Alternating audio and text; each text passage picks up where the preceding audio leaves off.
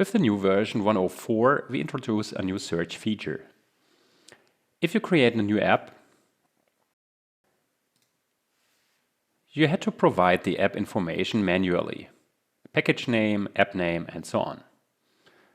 With the new version now you can search for your app within the App Store or the Google Play Store.